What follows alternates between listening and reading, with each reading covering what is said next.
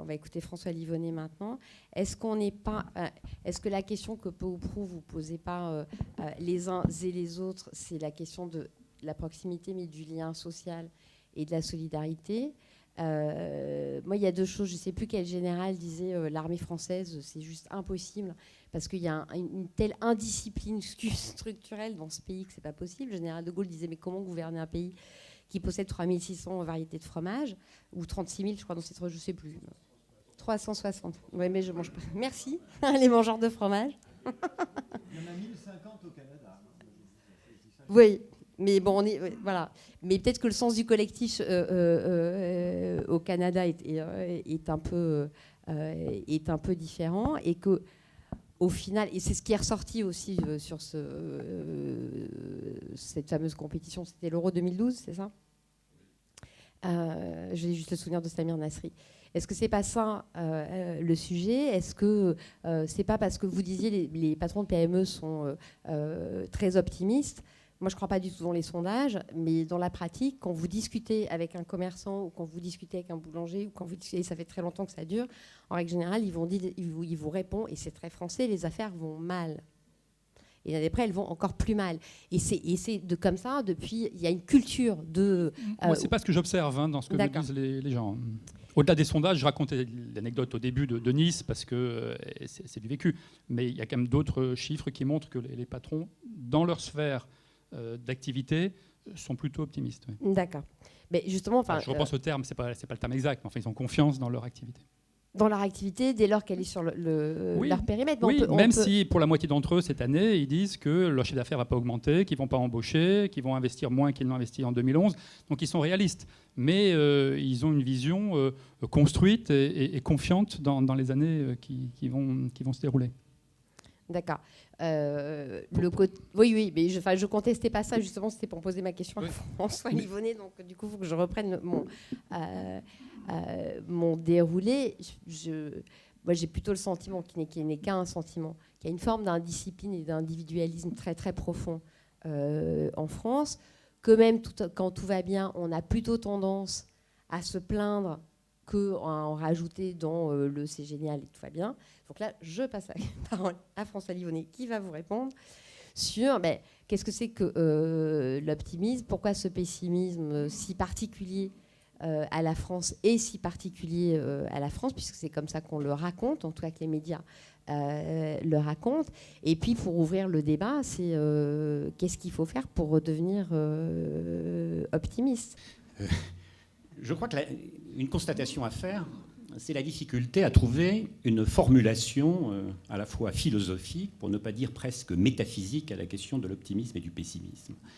Je constate que dans ce qui vient d'être dit, que la formulation, elle est soit, je dirais, statistique, il y a des enquêtes mensuelles de conjoncture sur le moral des ménages, elle est soit psychologique, on peut utiliser le vocabulaire de la psychopathologie, la déprime, voire la dépression, tous ces états de sinistrose, soit morale, et David Abiker a parlé par exemple du malheur. Or, il faut peut-être ici faire s'arrêter une question de définition. Le pessimisme et l'optimisme, il y a un sens trivial. On sait très bien ceux qui ont une tendance à voir les choses du bon côté, ceux qui ont une tendance à voir les choses du mauvais côté. Mais philosophiquement, c'est pas ça.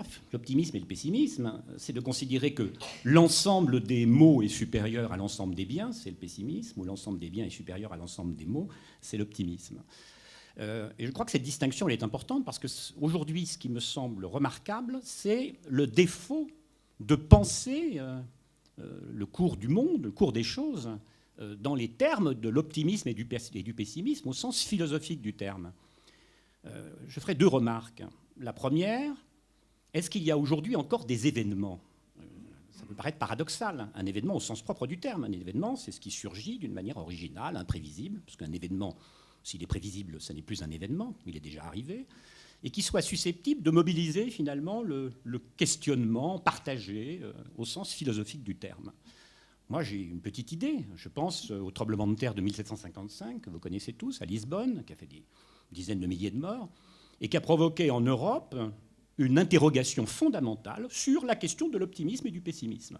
Il y a ce célèbre débat entre Voltaire et Rousseau. Voltaire qui a été guéri de l'optimisme par le tremblement de terre, Rousseau qui essaiera de sauver la Providence, Kant qui dira que dans son imaginaire, c'est un événement fondamental qui va nourrir la question du sublime, etc. Est-ce qu'il y a aujourd'hui des événements comme tels qui sont susceptibles de provoquer ce type de débat et d'interrogation philosophique? Est-ce que nous ne sommes pas, pour parler comme Macédonio Fernandez, est-ce qu'il n'y a pas une grève des événements? Alors, vous pourriez me dire la crise. Mais la crise, ce n'est pas un événement. On ne peut pas l'analyser comme événement. Il y a quelque chose d'endémique, quelque chose de chimérique au sens que la crise est un être complexe. Fukushima non plus. On ne peut pas dire. Ça pose le problème de la filière nucléaire, le tsunami, etc. Remontons. Alors, peut-être le 11 septembre. C'est la thèse de Baudrillard. Que c'est l'événement pur. C'est l'événement de tous les événements qui n'ont pas eu lieu. Mais là, vous savez très bien, ça tourne assez vite court. Donc, moi, la question que je pose, c'est est-ce qu'aujourd'hui, on peut penser en termes d'optimisme et de pessimisme? Ou alors faut-il adopter un autre vocabulaire, qui est un vocabulaire qui n'est pas celui que la philosophie a envisagé sous cet angle? La deuxième question que je pose, c'est que lorsque on parle du pessimisme et de l'optimisme, il y a des lettres de noblesse philosophiques. Le pessimisme, il y a Schopenhauer, le monde est absurde, l'existence oscille entre la souffrance et l'ennui. L'optimisme, il y a Leibniz, on sait très bien, bon, et les moqueries de Voltaire. Mais derrière ces deux attitudes philosophiques, il y a un point commun, c'est l'idée que, au fond, le monde est marqué par le mal, qu'il y a une existence du mal. Et donc un rapport ici, je finis, un rapport ici du bien et du mal. Or, il me semble qu'aujourd'hui, eh bien, on ne pense pas les choses à partir des catégories du bien et du mal, mais il y a une manière de vouloir penser à partir de l'hypothèse du bien, essayer de régler le problème du mal en exterminant le mal. On pourrait donner des exemples multiples sur le bien, sur cette manière d'imposer le bien, sur les guerres au nom du bien, sur toutes les défaillances qui sont des dysfonctions par rapport au bien. Et lorsque l'on essaie d'anéantir le mal, qu'est-ce qui ressurgit? C'est le malheur. Et il me semble que nous sommes aujourd'hui non pas dans une pensée du malheur, mais dans une sorte comment dirais-je, d'affectivité du malheur. Voilà. Merci. Merci. Alors, certes, le 11 septembre, c'est un événement qui n'est pas un événement français. Il se trouve qu'on a pas mal travaillé ces derniers temps sur l'Inde, et je ne suis pas sûre que l'Inde, qui est un pays pétri d'optimisme, soit dans l'événement ou dans le malheur ou dans cette question-là de l'optimisme-pessimisme. Je pense que, a priori, on y reviendra tout de suite, mais ça me semble être une catégorisation extrêmement française de ce sujet-là. C'est-à-dire qu'il nous faudrait du projet pour fonctionner. Mais peut-être qu'il y a d'autres sociétés qui n'ont pas besoin de projet pour fonctionner.